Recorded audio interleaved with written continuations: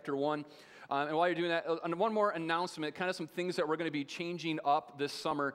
One of the things that we've wanted to do was to continue to create Radiant Church as a house of prayer, because when you look at what God said about his house, going back to Isaiah chapter 56, what's happened is Isaiah's talking about the ruin that the nation of Israel and that God's people have found themselves in, but then God's giving them a promise of what it is that he's going to do, that God's still going to be faithful to the promises that he's made to them. And he begins to talk about what he's going to do with his family, with those who follow after them. And he says that his house is going to be a house of prayer for all the nations. And so what he's saying is that the house of God and the family of God, when we gather together, what it's going to be is a place of where we relate to God. And really that's what prayer is. It's not getting together and we're reciting some things or you're just interceding. That's what we're often culturally taught prayer is. It's like, now lay me down to sleep, pray the Lord my soul to keep, which is a horrifying prayer for a child to pray. Just for all of you parents out there, if you want your kids to go to bed thinking that they might not wake up, teach them that prayer, and they'll just sit there all night like that. But that's a portion of what prayer is, but really what prayer is, it's a position of relationship with God. It's gathering together so that we can encounter the presence of God, so that we can commune with him, so that we can relate to him, so that we can hear him speak to us. Prayer involves things like worship.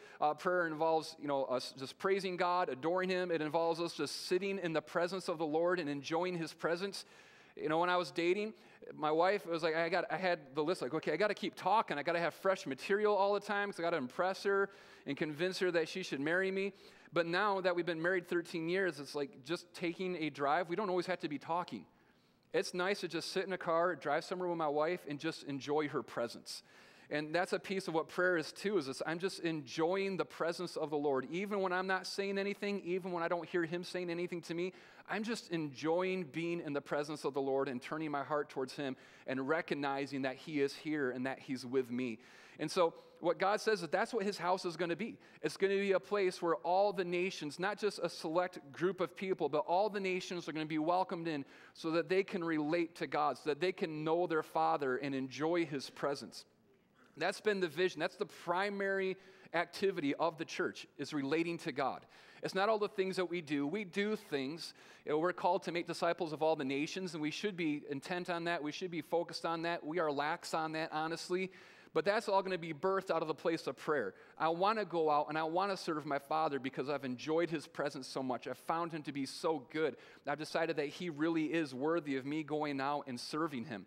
And so what we're trying to do is to bring Radiant Church more into alignment with what it is that God has called his church globally to be, and to make it a house of prayer.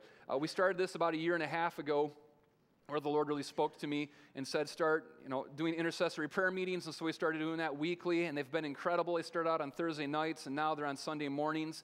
And we've just really been enjoying that. It's been a really good time. And so what we're going to be doing this summer is sort of realigning and tweaking some things so that we can go after this even more. And so we are having the Summer of Prayer, which I'm pretty excited about. And so here's some of the things we're going to be doing is, number one, we're going to be having a week of prayer that will be taking place Wednesday, June 19th through Wednesday, June 26th. I hope I got those dates right. Oh, my goodness. Yeah, Wednesday the 19th through the 26th. And what's going to happen is 3 times a day, we are going to have prayer meetings right here. It'll be 6:30 to 7:30 a.m., noon to 1 p.m., and then 6:30 p.m. to 7:30 p.m. So 3 one-hour prayer meetings that will be taking place here. And what those will look like is about 20-25 minutes of worship and just enjoying the presence of the Lord.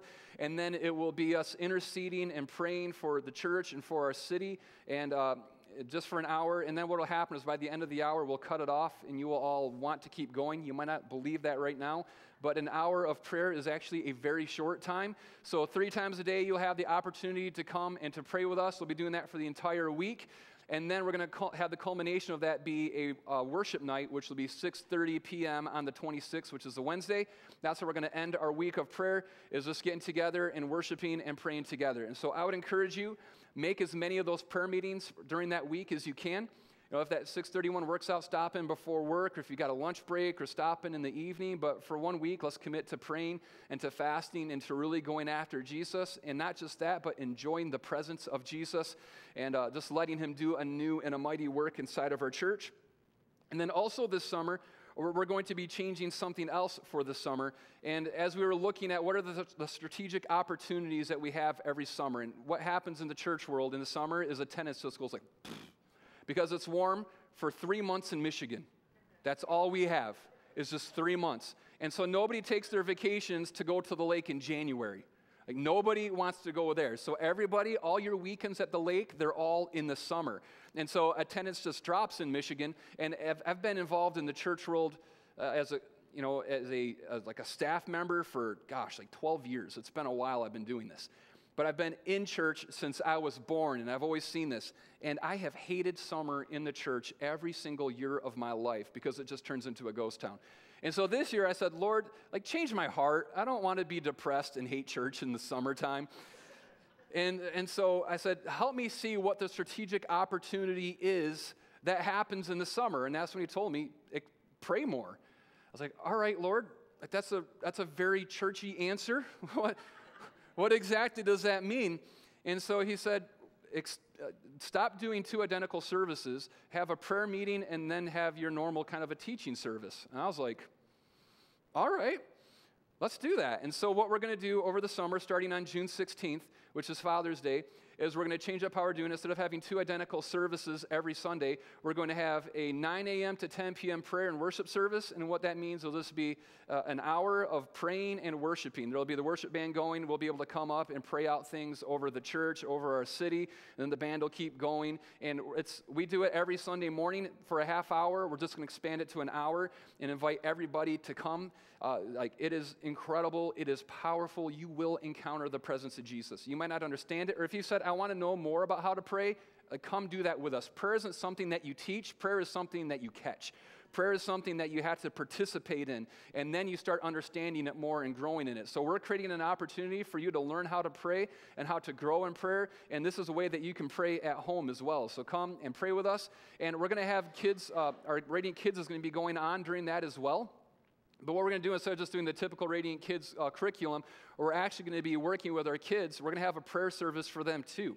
So it'll be 15 minutes of them, playing games and talking, having fun. And then for a half hour, we're going to have them worship, and we're going to teach them more and demonstrate worship for them. And then we're going to have them praying over the city, over each other, and the different things that are going on in their lives. There'll probably be a lot of praying for, my son will be like, can you pray for my bearded dragon cricket? And that's okay. We're going to teach kids to pray for their bearded dragon cricket if that's what it takes, or their cats, or their classes, or whatever. But for a half hour, we just really want to help our children grow in understanding prayer and worship. How much different would my life have been if at a young age I had understood what it was to pray and to worship and had grown in that? And so I'm really, really excited about that aspect of it, is being able to intentionally invest in our children in a different way than we have been, but just really helping them go after prayer and worship. And also that makes it so that you parents, you can come and pray and worship without trying to keep your kids quiet in here. We're going to do something that's geared specifically for them. Now, if you want your kids to come in here, by all means, bring them in here. That's up to you as the parent. You can have them in their own prayer meeting, or you can bring them in with you. We want to make that available for you. And then from 10:30 to 11:45, we're going to have our normal kind of a Sunday morning service that we've been doing.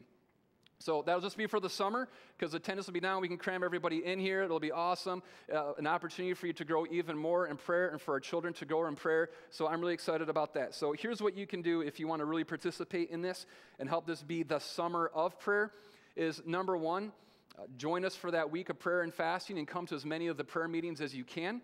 And then number two is I'd encourage you, come to the prayer meetings that we're going to have. Instead of just coming for the 10:30 service, it is special, it is different, it is beautiful when you get together just to pray and worship. Try it out. Come the 16th.